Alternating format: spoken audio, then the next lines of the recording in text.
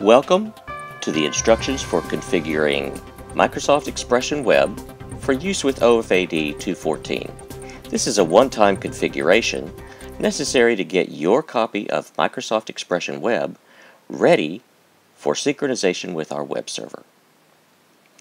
Click on the Site menu, then Import, and the Import Site Wizard. This will open a dialog box.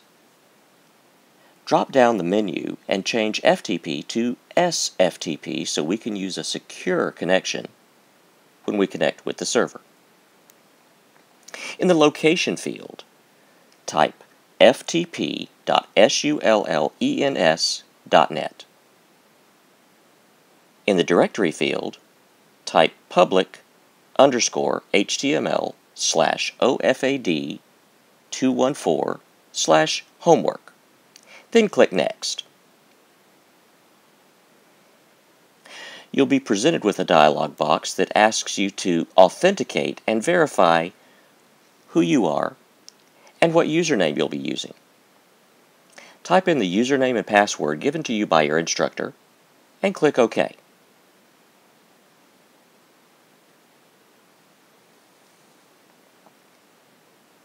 At this point, you'll see the site OFAD 214 is about to be created and added to your local computer's hard drive. Click Next. Since this site doesn't already exist on your local computer, you'll want to create it. Just say yes. Congratulations, you've got it all configured. Now click Finished. You'll be presented with a two-pane display, where the left-hand pane shows all the files in your local computer, and the right-hand pane shows all the directories and files in your account on the server. Click the first directory, hold the Shift key, and click the last directory. Then, the two blue arrows in the center between the two panes. This will make a copy of everything that's on the server and bring it down to your local drive. Now we've got a copy of everything on your local computer. Let's do an example. Double-click Lab 1. Right now there's nothing in there. Let's pretend we're going to create a file to submit for Lab 1 homework. Click the File menu, then New, and click HTML. This opens an untitled web page. Now I'm just going to type in just a little bit of something so that when it's all said and done, you'll be able to see, yes, this is in fact the web page that we created, and it's going to end up on the web for all to see. So I'm just typing in something here.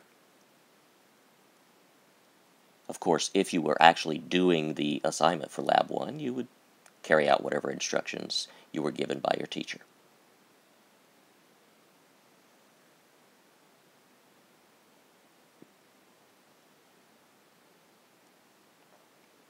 Once I've got a little something in this file,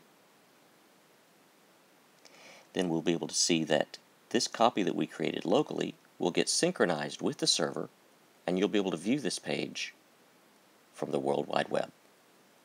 Okay, got our file in there. So you could click the Save button here, but I'm going to go up to File and then Save As so I could change its name. I'm going to double-click into the Lab 1 folder, because that's where I'm going to put this. I'm going to change the file name from default.html to index.html. Check with your instructor to make sure what he wants to call it. Then I'm going to change the title and change this to Lab 01,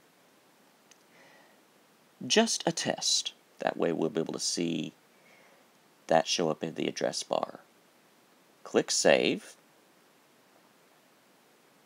Now you can see that it's changed the name in the tab here to index.html.